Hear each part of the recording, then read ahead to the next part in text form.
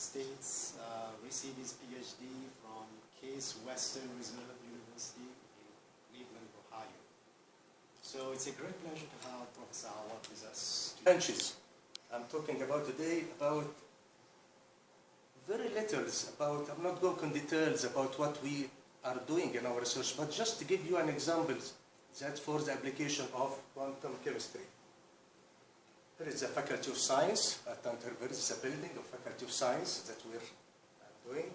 This is the entrance of Chemistry Department at Tanta University. And here is Egypt. Here is a pyramid, you see. Everybody is welcome to visit us. You will enjoy it. Egypt now is becoming more safe than before. So you are welcome to visit us, to see the pyramid, to see the most famous statues in Egypt, Sphinx, is looking at you and says, so please, come and visit us at Egypt.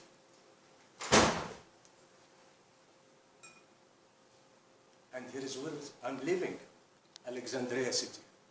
The Alexandria City is lying on the coast of Mediterranean, and it's a beautiful city. It has very interesting places like castles called Kite Bay Castles. It's 1,000 years ago. And those kind of beaches, we have about 10 kilometer or maybe 15 kilometer long beaches on Alexandria. We have the most beautiful bridges, which is called Stanley Bridge, one of the most famous bridges in Alexandria. We also have a train, we have buses, we have underground. It's so crowded. Alexandria University, you don't believe it. We have about 5 million people just in Alexandria City. You can't believe it that at Cairo, the capital of Egypt, we have more than 15 millions living at Cairo University. We have also Alexandria Library. You heard about the Library of Alexandria. It was burned about in the 3rd century or something. It's rebuilt again, Alexandria, about 25 or 30 years ago. This is my city, and also you are welcome to visit us at Alexandria. Let me introduce myself first. My PhD, I got it from at Case Western Reserve University. When I got there, I found I worked under supervision with Roald Hoffman, Nobel Prize winner, and Professor Alfred Anderson. They were a supervisor of my thesis. When I went there, I found Dr. Anderson was working on the material science. And at this point, this time, nobody interested in material science in Egypt. So I told him, okay, what can I do when I get back to Egypt?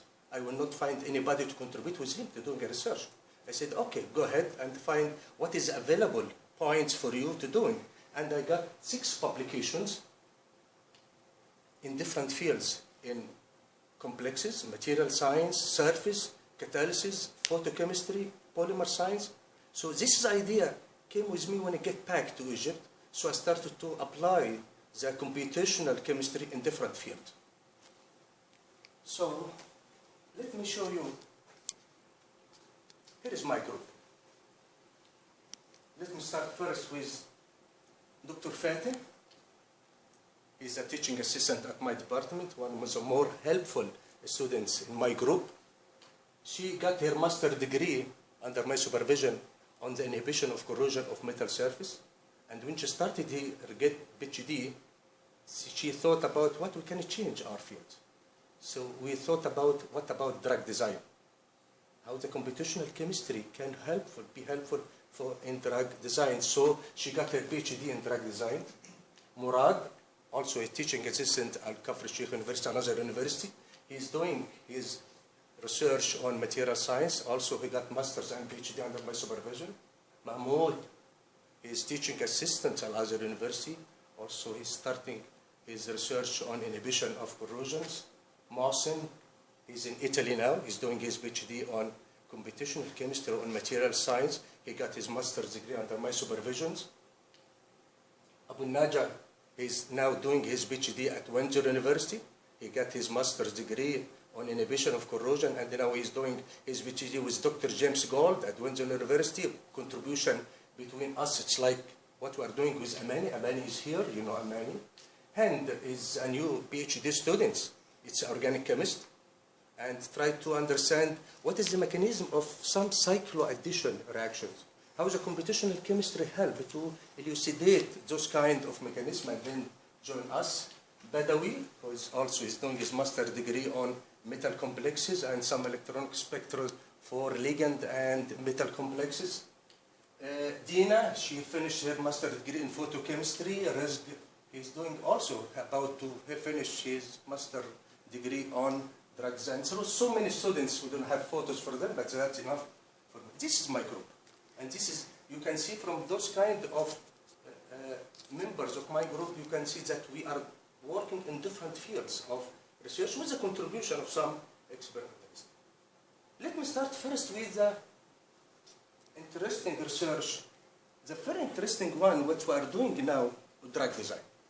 And the point of drug design came to us when I was sitting with somebody in pharmaceutical chemistry, and he was telling us about what he is doing. And he told us about that he is preparing some organic compounds could be used as a drugs for cholesterol, and he doing different substituents on those kind of compounds and see the effect of substituents on the biological activity. And they calculate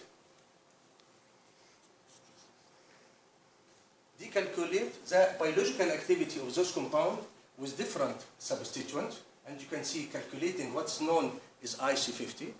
And I asked him, what is the effect of those substituents in your biological activity? He said, okay, by replacing the fluor or methoxy or something like this, the biological activity will be affected by those kind of substituents. How? Why the fluorine as a substituent, when inserted in those kind of compounds, change the biological activity? He said, we don't know. I told him we could answer those kind of questions. So we start doing research on those kind of compounds, and we have a research, it's called the computational simulations of the effect of quantum chemical parameters on the molecular docking of hydroxymethylglycerol coenzyme A reductase. And the cholesterol biosynthesis in the body is regulated in the liver by enzyme 3-hydroxymethylglycerol coenzyme reductase. This kind is attractive target for cholesterol. So we start using those kind of compounds, already experimentally done, and look at this kind of product. First of all, I concentrate on just two compounds, one F compounds and one M compound. If you look at one F compound, you see the IC50 is the smallest one. It means that it's the highest biological activity. Decreasing the IC50 means increasing the biological activity. And look at one M, methoxy, fluorine. The only difference here between M and one F, this point, this group, this is an R2. So instead of hydrogen, it replaced by fluorine. Look at the biological activity, what's happening? Decreasing from 6.9 to 359. It's a big difference. What is the effect of fluorine atom at this position, especially? So we start to look at those compounds and to optimize those kind of structures and get some quantum chemical parameters. And here is a table for those kind of parameters. So many parameters we can get from our calculations. Let me start first with the parameter of HOMO. I think everybody knows what is the meaning of HOMO. The highest occupied molecular orbital is the donor molecular orbital in the molecules, and also LOMO, which is the acceptor part in the molecules, lowest unoccupied molecular orbital. Delta E is the difference between HOMO and LOMO. Delta E is a very important parameter as a function of activity. Decreasing delta E, increasing the activity, increasing the biological activity. So if you have different compounds, you want to compare between them, calculate the delta E. And the smallest delta E, it means that it's more reactive one. Okay, and also dipole moments. In biological activity, sometimes increasing the dipole moment is favored, sometimes decreasing is favored. Ionization potential, electron affinity, hardness, calculate the hardness. Softness, it's a reciprocal of hardness. Chemical potential, electronegativity, electrophilicity, delta N maximums, and molecular volume, total negative charge. Those kind of, there are so many parameters we can, like P, log P or something like this, we can calculate it. And we concentrate our comparison between one F what I call UV has hydrogen, and 1M has a fluorine. And we found that 1F in general in his parameters is better than 1M. It means that the delta E of 1F, 1.145, in case of 1M, 0.147, means that 1F is more reactive. So we expected that it could be a reactive compound, that it could be a biologically active compound too. Also, and look at those kind of parameters, you can make a comparison between 1F and 1M, and we agrees with experimental, yes, the fluorine atoms decrease the biological activity. The 1F compound is better than 1M compound. We thought about that. This means that this part of molecules could act as a donor. It means that's nucleophile. This part could act as a nucleophile. But look at the LOMO. You see that charge is shifted from thiophenine moiety to quinoline moiety. It means that the quinoline moiety becomes an acceptor. It's electrophile. So in those kind of compounds, you can find two moieties in the same molecules. One act as a nucleophile and one act as electrophile. It depends on what active site in the enzyme those compounds could dock in this kind. So it's important to show what is the HOMO and the LOMO, and from those kind of pictures from LOMO, we can have images about the charge distribution on those molecules. Okay, so now we can say that, okay, we agree with the experimental, yes. The substituent has some effect on the electronic and geometrical structures. But what next? Next, can you show me how those compounds interact with the enzyme? Hydroxymethyl glutarate, coenzyme reductase, this kind of enzyme of cholesterol. How can you see that? How can you do that? It means docking. Can you do docking studies for this kind of compound? Yes, we can do it. We can see what type of interaction between those kind of compounds and the enzymes. To do that, we go to the protein data bank and they get the structure of hydroxymethyl glutarate coenzyme reductase, and we found that those kind of enzymes, it's like a tetramer. So we have A, B, C, D at a tetramer, and the interaction is happening in the border between each monomer with each other. And you can see from this kind of picture the substrate. This coming from the protein. If you open the protein data bank, you can get this kind of structures, the substrate binding to the enzymes. So what we are doing is remove the substrate from the enzyme and then again redock again. Why? To determine where is the active site. Where is the cavity? What is the size of the cavity that our compounds goes inside those cavity to interact with the enzymes? So remove the substrate and redock again and determine the cavity of that. One important thing is that doing what's called superimposition. You get your compounds with this original substrate and see what is the superimposition between them, and you can see there is a good superimposition. This means our compounds could act like statin is for cholesterol, as an example. After that, let us see what kind of interactions between those kind of drugs and the enzyme. There are three types of interactions between the drug and the enzyme. Hydrogen bond interactions, donor acceptor, hydrophobic interactions, electrostatic interaction. So we start to look at, first, show me what is the hydrogen bond in this kind of compound. And this one is the active one, 1F compound, has no fluorine. We found that this kind of compound has 8 hydrogen bonds with different amino acids. I don't know, the photo is not clear here, but with different and short bond lengths for this kind of hydrogen atom. This means strong hydrogen bond interaction. But in case of the lower activity, the 1M with the fluorine, what happened to the fluorine? Fluorine decrease the hydrogen bond interaction, so it becomes 5. So the biologically active has 8 hydrogen bond, The second one has 5 hydrogen bonds. That's not enough. We have to confirm that. Look at the hydrophobic kind of interactions. Hydrophobic interaction between two moieties. And you can see here, this is the most active one. Look what's happening. It's falling, the whole molecule, it's falling down inside the cavity. Look at the ones with the lowest activity.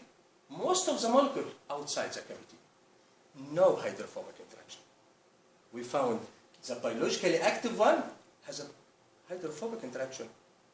The lowest biological one has no hydrophobic interaction. This second. Third one, electrostatic. And it was surprising for me.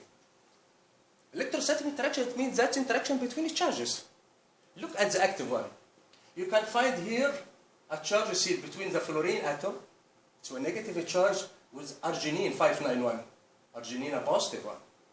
There is a good electrostatic interaction. There is a good attraction between the fluorine and arginine 591. Look at the other one, which is less biologically. Here is the fluorine with the red one. Is a strong repulsion interactions. Strong repulsions in the case of lowest biological activity. This means that the highest biological one has more hydrogen bonding, has hydrophobic, has electrostatic interaction. The other one with lowest activity, lower, 5 hydrogen bonds, no hydrophobic, strong repulsions for electrostatic interaction. This confirms that the presence of fluorine, yes, presence of fluorine decreasing the biological activity of those kind of compounds. So we're predicting for the experimentalists in the lab, when you go to the lab, think about the fluorine atom, what the fluorine atom can do, even at this position on those kind of compound. So from our computational chemistry, you can predict what's happening. Before you can do your research, you can think what's going on, what will be happening when you're going to and prepare your compounds. You look here, this a picture for 3D showing the docking. Here is the surface of, this is a cavity. Look at the cavity here. Look at the active one. It's falling down inside the cavity. But the whole molecules, it's falling inside the cavity. Look at the other one, the biologically selective. It's the whole, most of the molecule is outside the cavity. It's confirming that our computational chemistry could predict something for what kind of interaction. I'll show you those kind like a movie here to see what's happening here. Look, we are trying to find where is the cavity at these enzymes. Okay, we're trying to find. It's looking that the molecule try to search for where is my cavity, where is my cavity, and trying to find it, trying to find it, trying to find it. He's coming, he's coming, he's coming. Look here at the cavity. Look, what's happening to the molecule? It's coming, it's falling in the cavity. It's falling. Go down, filling the whole cavity. Yeah. That's it. This is the most active one. Look at the lowest one.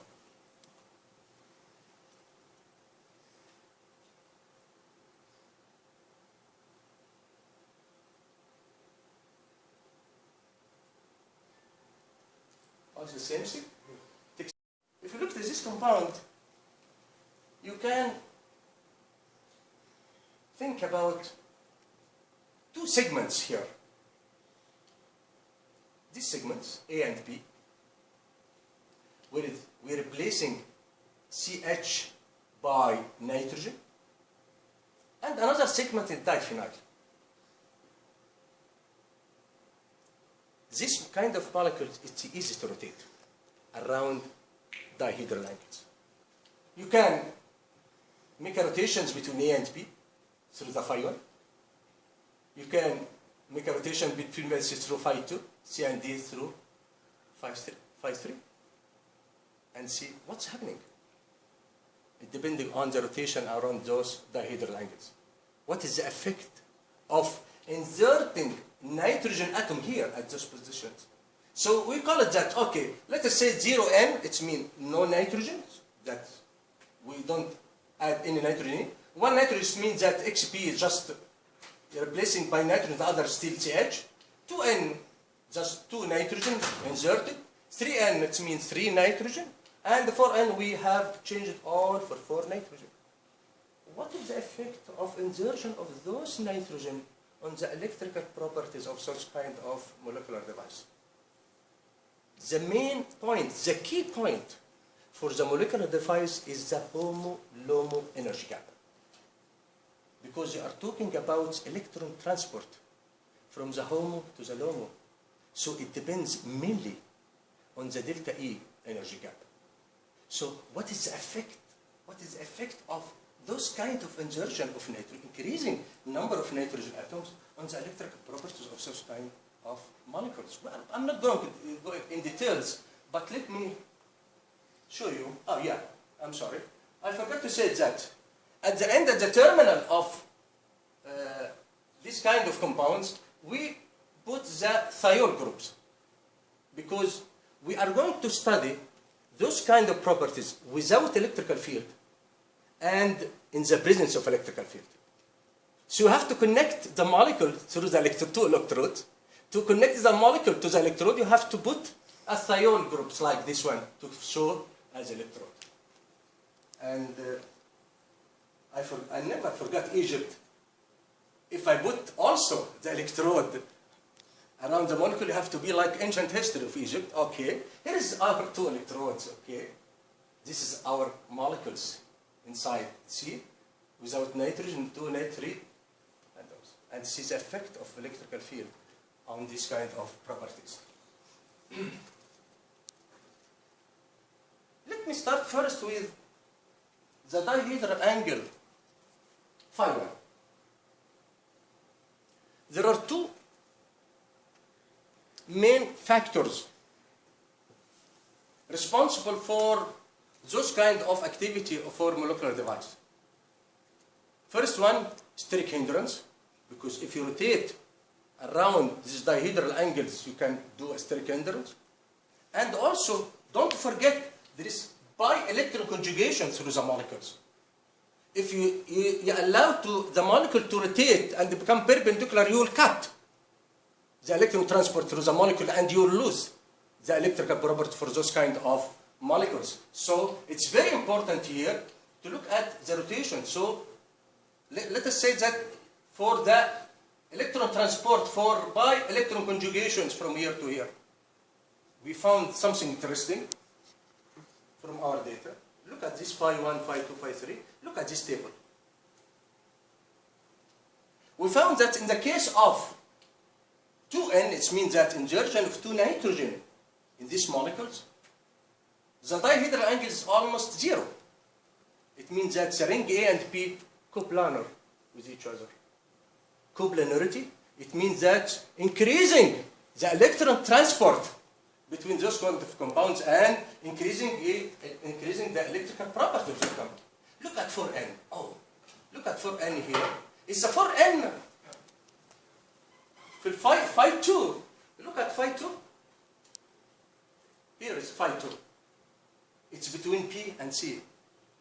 This unit, diphenyl, is an electron donor. For the heterocyclic moiety, this A and P, it's electron acceptor. You have to think about that. We have a molecule with 2 centers, one electron donor and the other electron acceptors.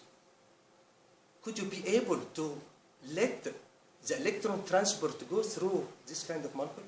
Could you be able to increase the electron transport? Could you be able to increase bi-electron conjugations? To do that, you have to keep the coplanarity of the molecules. And this is what happened. In case of 4N, we found that the phi 2 here is about 0. So you are decreasing the steric hindrance and at the same time increasing the bi-electron conjugation. And this is very important. So you can see the effect of nitrogen is for N. You mean that's replacing 4 CH by 4 nitrogen. You insert 4 nitrogen atom in your molecules, and you can see what's happening here. Okay. If you look, this is interesting. If you look at phi 3, which phi 3? It's between electron donor and acceptor. Phi 3 here, this one between C and D. This is not affected. This is far from our thinking, because everything is happening here on the heterocyclic moiety. Here is nothing happening. So it will not affected. You put nitrogen, without nitrogen, it's okay. Will not affected by the insertion of nitrogen. Okay. Also, I told you that the main key, the main point for electrical properties is the delta E HOMO-LOMO energy gap. And we calculate, we did a correlations between a number of nitrogen atoms and the HOMO, LOMO, and delta E. And you found that the LOMO and the HOMO are gradually decreases with increasing delta E, and also delta E is gradually increasing with insertion of nitrogen. What does that mean? That means that the HOMO and LOMO conflict, or it's give an idea about what's happening inside the molecules. And you can see that from the charge density distribution on the molecules, and by looking here at no nitrogen, 0 nitrogen, or even for 1 nitrogen, look at the HOMO. The HOMO is mainly localized over the whole skeleton of the molecules. And even the LOMO is the same thing. 1 nitrogen, it's still the same, maybe for the sulfur atom a little bit changing, but look, by increasing the nitrogen atom, look here, the charge density started to shift. Where? To diphenyl moiety, the donor moiety. The HOMO level, the HOMO density, charge to be shifted to the donor part. The HOMO molecular orbital is the donor molecular orbital. So the charge density starts to be, look here, what's happening here? Look, at 4, in the branch of 4 nitrogen, most of the HOMO is localized on the donor part of your molecules. That's that. And what's happening to the LOMO? LOMO, if that goes to the donor part, the LOMO is the acceptor part. So the charge density in the case of LOMO starts to be shifted to the acceptor part. It's heterocyclic compound or heterocyclic moiety. This shows the importance of HOMO, LOMO, and delta E affecting on the electrical properties. So we can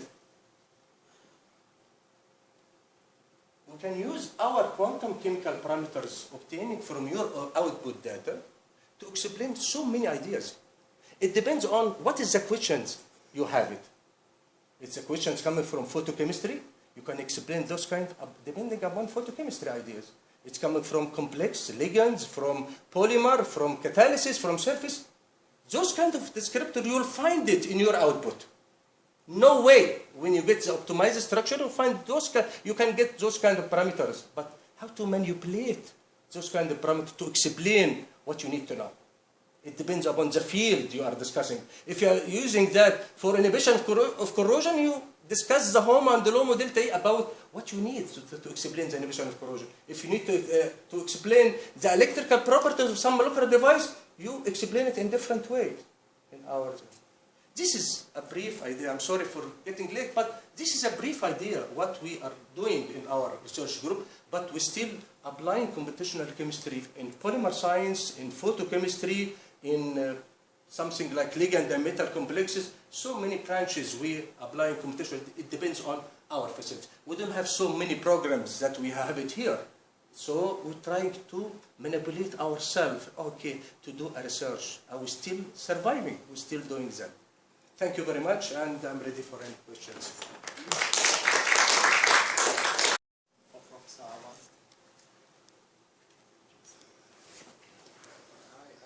A few questions, actually. I'll start with the docking. So what's the potential you use to score your fits? Oh yeah, I forgot. I don't need to say it, but to do a docking, you have to do what's called conformational analysis, And from conformational, you get the lowest energy conformers.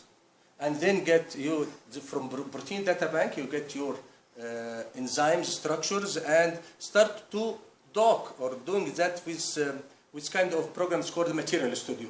You can do this kind of docking and just give the programs, give the organic compounds, give the enzyme, and the program will do a docking. And then from the pictures that we have it, we can make analysis of that. I think I understand your question. But is there a force field? Is it a force Oh yeah. And what, Yeah. Do you know which one it is? I don't remember because my student doing that. You see Right. that at this point. Because it looked to me like you've got I guess the active compound fit really well into Oh, yeah? the pocket, and the inactive compound didn't. But they were only different by a fluorine atom. So I'm wondering if you could take the inactive compound, put it in the conformation of the active compound, and calculate the difference in energetics of what would ostensibly be an identical binding. Do you know what I mean? So in that sense, you could really quantify the effect of fluorine to the binding in the pocket, because presumably it could adopt the conformation of the optimal conformation, but it didn't. So that could then, you wouldn't have to worry about the quality of the docking. Yeah, sure. You could actually just put it in and just see what the difference is that way. Did you try to do that? No, that's a good idea. That would be interesting. Yeah, Just sure. pinpoint Yeah. exactly the difference between, because docking, you're relying on a potential that you could just put it in the right Sure, conformation yeah. and see how that would. That's a good idea. Okay. The other question I had was with your QSAR studies. You had this called RAMP. What is RAMP? RAMP, it's like there's a differentiations of those kind of equations. So this kind like what we said that if you're calculating something like for differentiation equations, it's called like raised to the power or something like this. Right. So it's your fit function. Yeah. Is it like an exponential or? No. Okay. Just we are concentrated on the value of contribution from those kind of descriptors. Right. Yeah. Okay. Thank you. Yeah. Other questions? Thanks, Professor Awad.